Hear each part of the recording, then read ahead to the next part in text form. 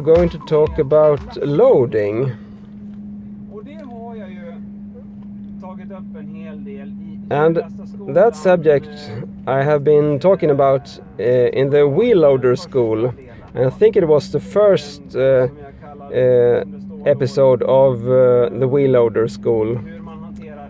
The name is, the video's name is How to Handle a Wheel Loader, Part 1. How to load a wood chip truck.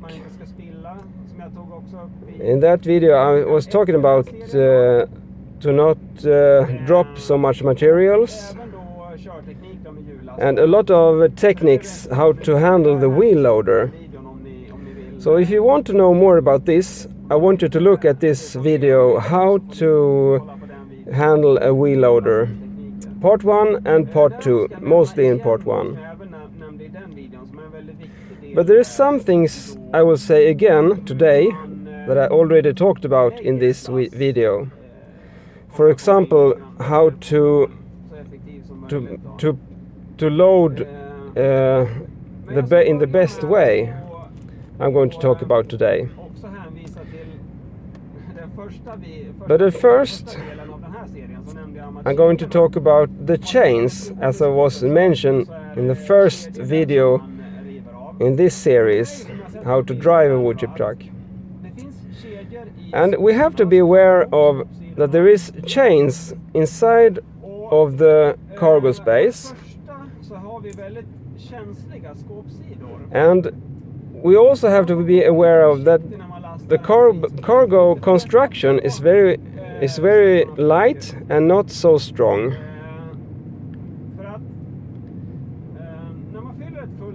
When loading a full load of cargo in the wood chip truck, so the cargo is overfilled,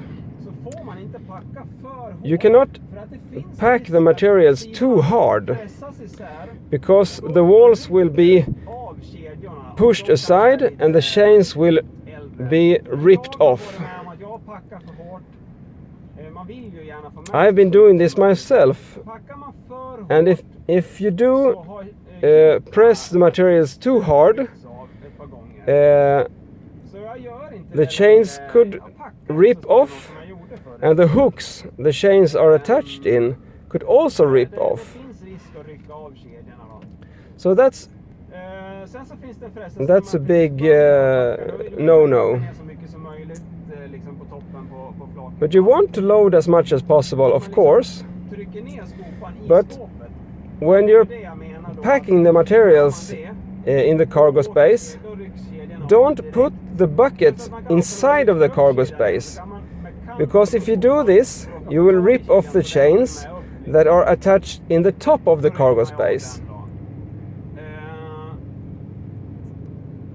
And also it's a big risk if you put the bucket down into the cargo space and take it up. It's a very big chance that you will attach the chains to the bucket and rip the chain off.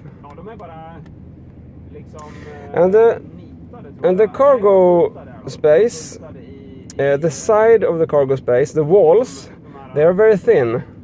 They are just attached with these small screws in the picture, and they're very thin, a couple of centimeters,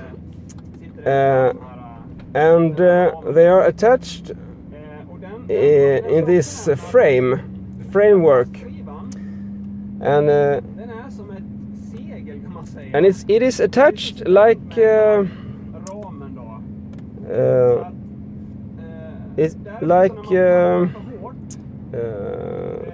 in one piece. It is attached with this frame. So if the cargo space is a couple of years older than brand new, there is some constructions will be weaker during years of loading, and it is actually a risk to destroy the sides when packing the materials too hard. because the fastening screws are not very big and they could get loose.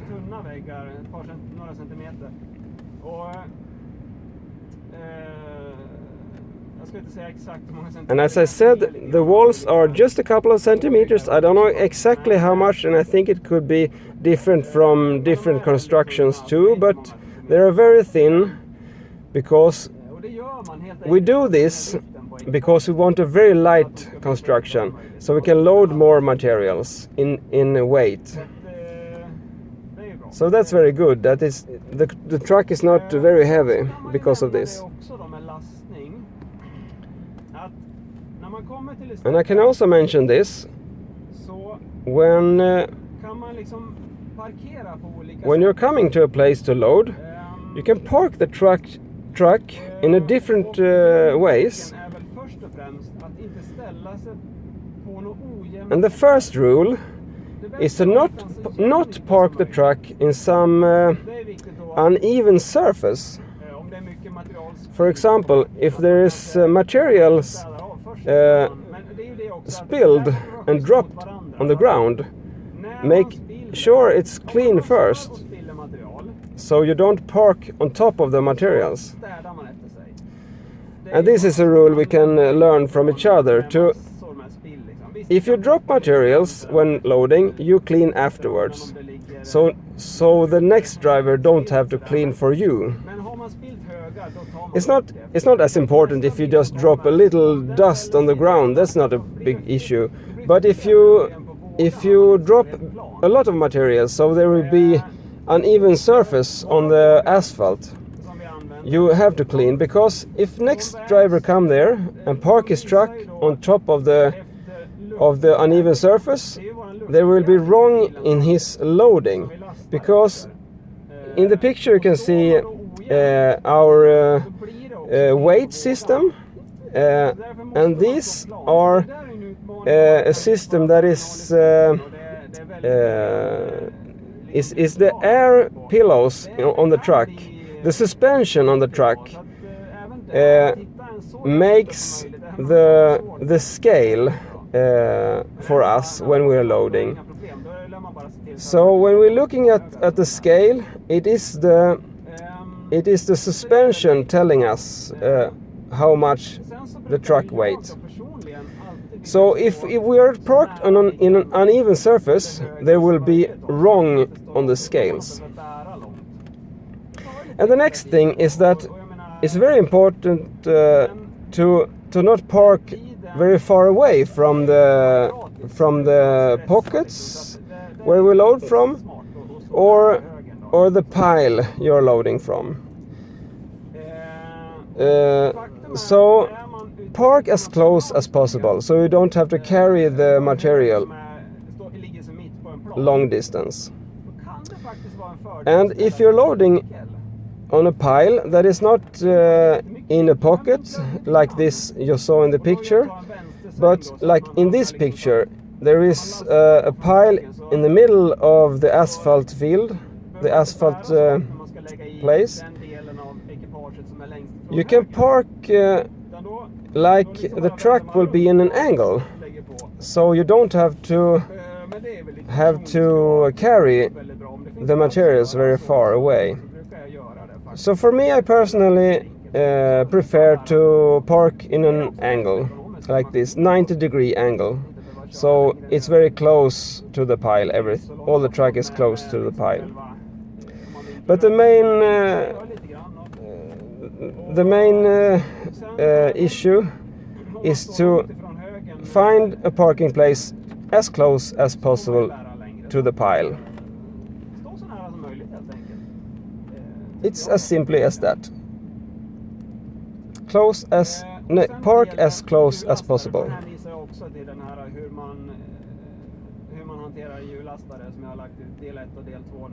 And the technique how to load with the wheel loader, you can look at this. I already talked a lot about it in the how to drive a wheel loader, part 1 and part 2. So if you're loading with a wheel loader in the right way, it will go a lot faster even if you don't stress. Because if you do it right, it will be a lot easier and more fuel efficient and faster. It's never good with stress. It's not good for you personally, but it's not good for the wheel loader as well. It's both that you're destroying the wheel loaders and the truck also could be destroyed, but also you are also it's very destructive. It's very bad for your health to stress also. But if you do it right, it will go fast but without stress.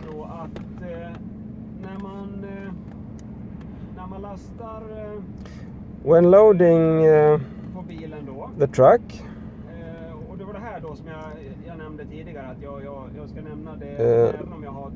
and this I talked about before, but I will tell you again now, a little bit more specific this time.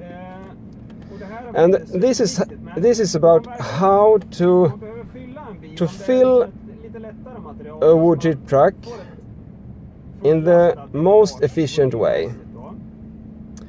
So to fill a wood chip truck all the way up with light material, so it will be fully loaded, most volume.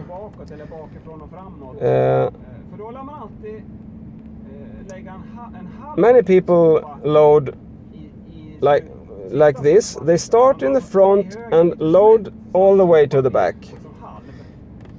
But this is not a good way to do it, because then you always have to do this half buckets in the end of the loading. But for me, I always use full buckets with materials. And we start with the truck now. Talk about the trailer later. But with the truck, I do like this. I put the bucket, one bucket in the back of the truck and one bucket in the front, and next one in the front, and then the next one in the back, and going on like this. Then you will have a very even surface on the top of the cargo. So, for example, if you put 6 buckets to fill the truck, you start either in the back or in the front, that doesn't matter, but you start, for example, in the back with a bucket, and then you take number 2 in the front, and number 3 in the front, and number 4th in the back, number 5th in the back, and number 6 in the front. Then you will have a very even surface on the top of the cargo space.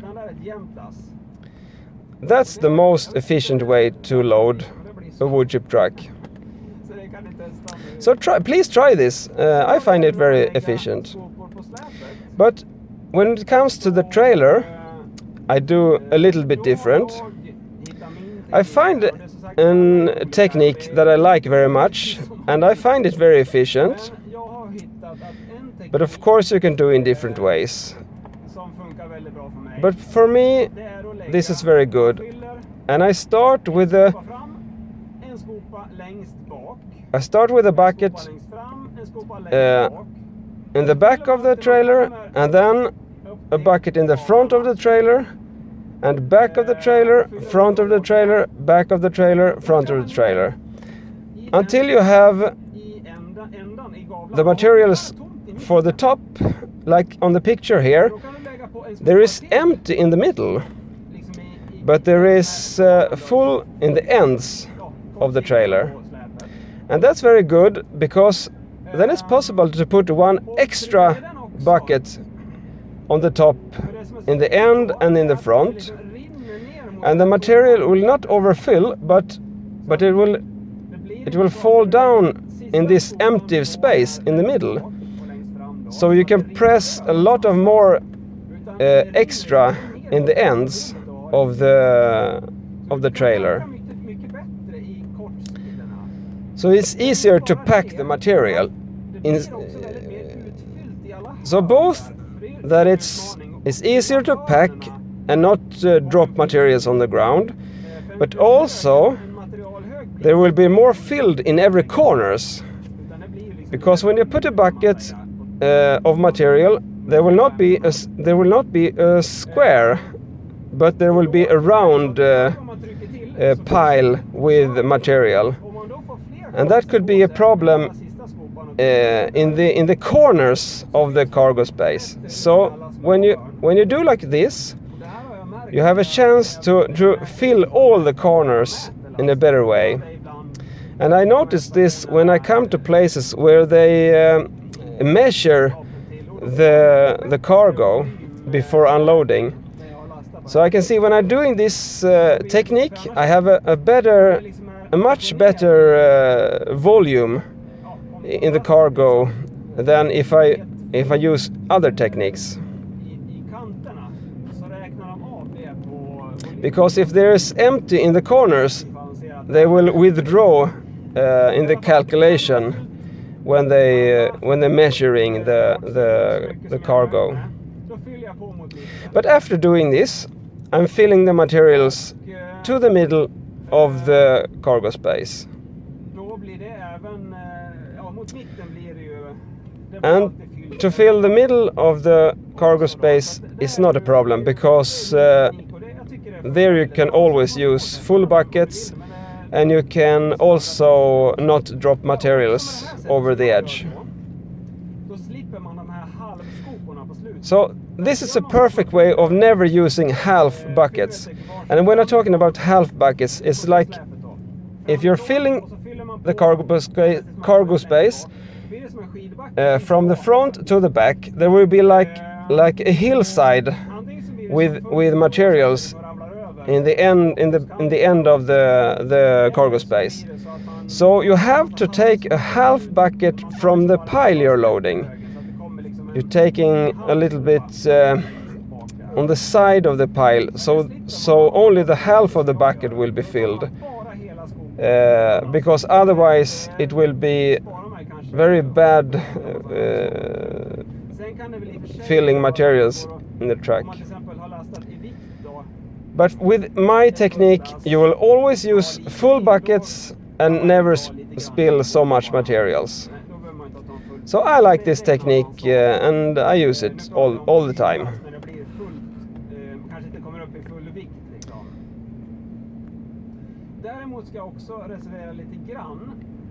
But there is an exception for me also when using this technique.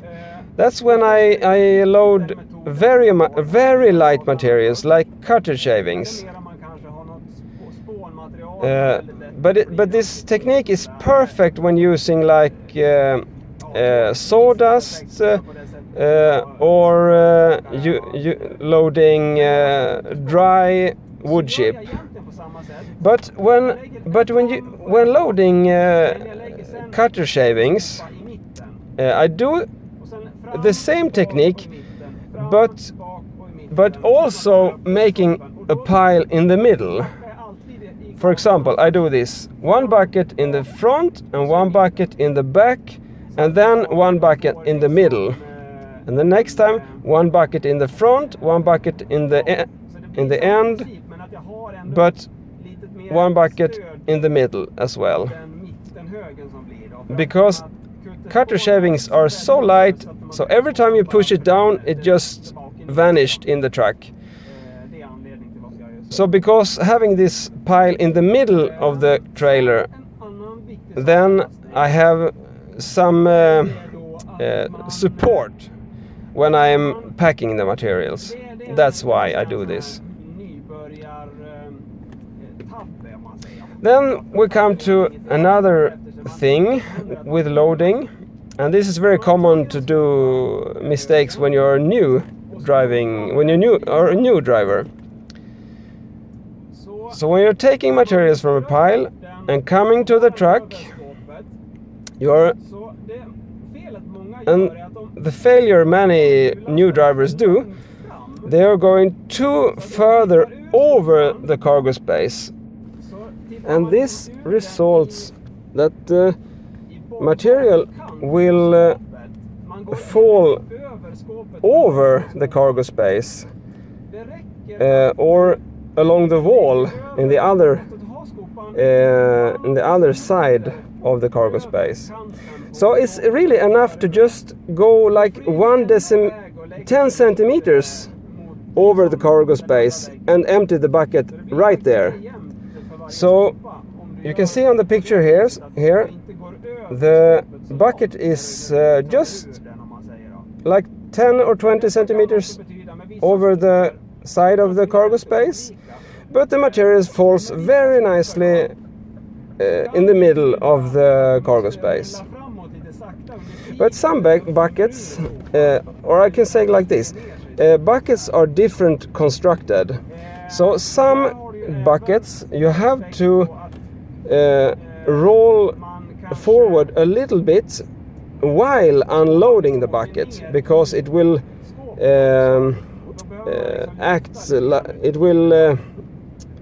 tip down more.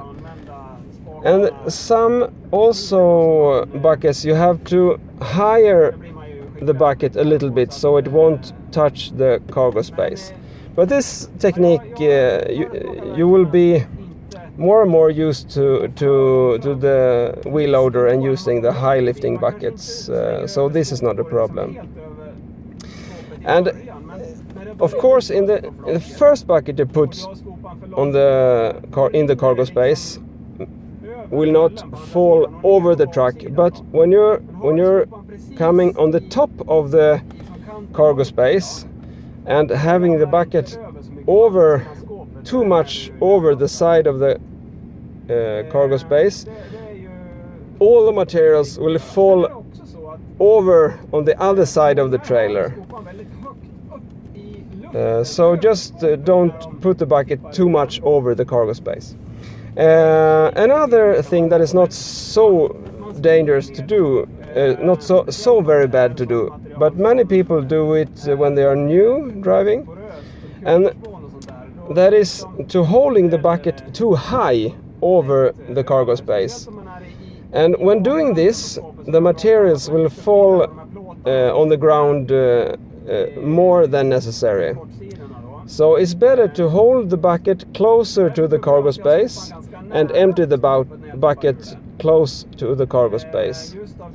But beware of the bucket falling down when emptying it, so just higher a little bit and rolling forward a little bit if necessary.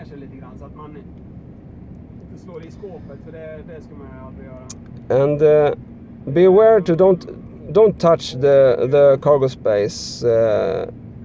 It's not very good because it's not so heavy construction, but of course you can touch it a little bit, but not very heavy. And the best is to just press only on the materials, not on the side of the truck.